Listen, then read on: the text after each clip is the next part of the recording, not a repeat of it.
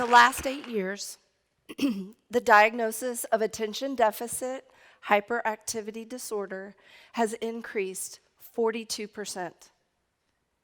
46% of these same children have learning disabilities. These same kids are 1.5 times more likely to develop a substance abuse disorder, and they're 8 times more likely to drop out of school. It is the most common neurodevelopmental disorder in childhood, according to the DSM-5. Let's look just a minute very quickly what that looks like in boys versus girls, because it does look different. In boys, they're often very impulsive. Some of you may know someone with ADD or ADHD, and you may have it yourself, so you may identify with some of these. Impulsivity, hitting, running, spitting. Now we're talking little boys, usually is when the diagnosis comes around age 5. They're unable to focus, they can't pay attention, they don't listen, they're running, they're mostly just really kind of physically aggressive. Now in girls it looks a little bit different. They're often withdrawn, they have high anxiety, they also have difficulty paying attention and listening and receiving instructions. Theirs looks like daydreaming. And in their aggressive form, it's teasing, taunting, and name-calling. What if I told you that 80% of the kids that I see in the clinic did not master the skill of crawling, and they have ADHD? It's a little bit shocking, I know. So I'm going to explain to you a little bit what in the world does crawling have to do with it. Let me tell you, your brain develops 90% in the first 5 years of your life. The 10% remaining is after the age of 5, which, not coincidentally, is the time that you're in school and you're learning and you're trying to figure out how to write and read and do math. Let me explain also, this is extremely important. There are 3 levels of your brain that develop in this order, and one level requires full development before the next level can fully develop itself. Your first level is the primitive brain. It's the brainstem. It houses all of your sensory skills. That's your sight, sound, taste, feel, touch, hearing.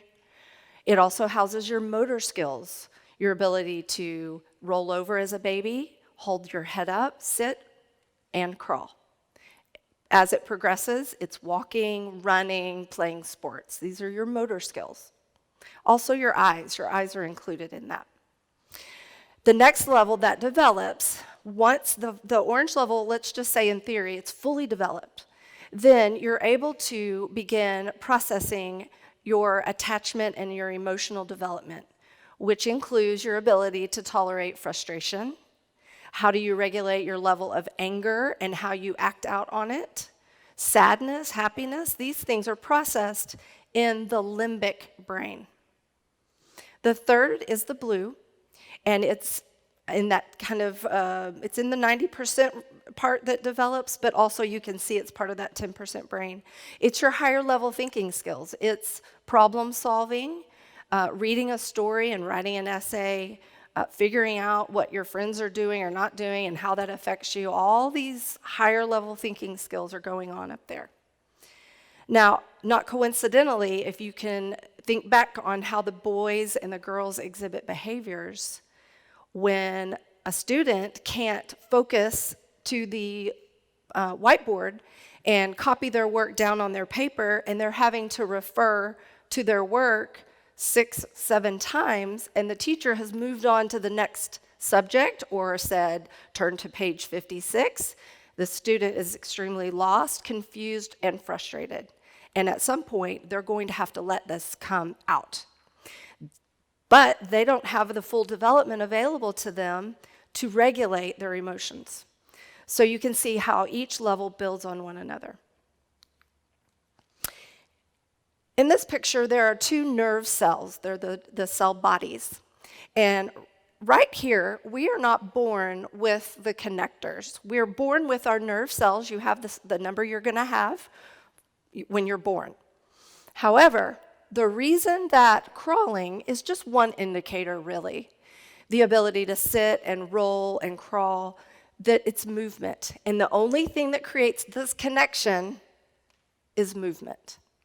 Movement sends electrical impulses out and creates the chemicals that you need to focus and pay attention. It's what's lacking in our ADHD kids. So movement is extremely important. We should not be having our brothers and sisters, or you guys are the next generation of parents. We can't have our kids watching the iPad. They have got to move.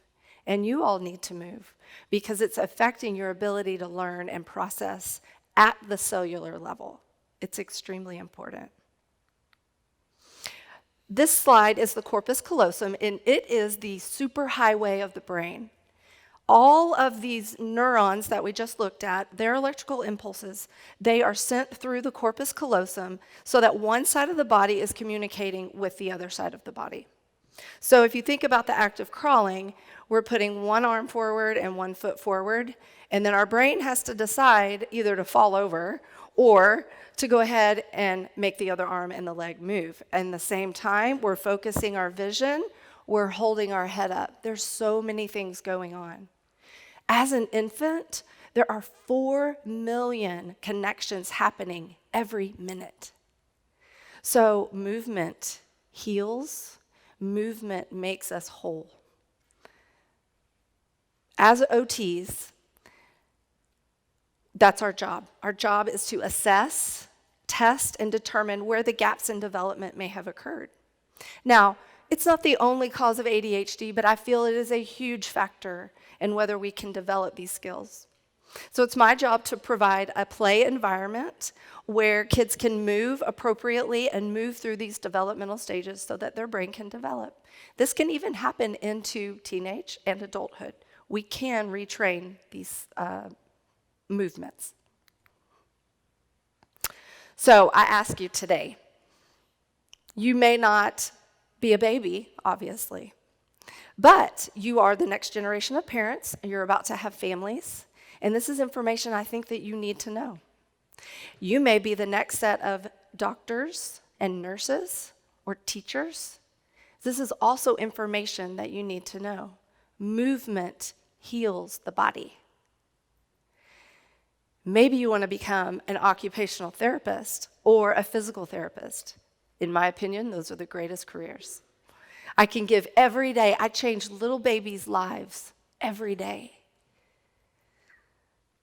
So I want you to know you have the ability to put down your devices and influence those people around you, educate them, be the influencers for the next generation so that they're not on medications for the rest of their lives. So together, we can change the world, one crawling baby at a time. Thank you.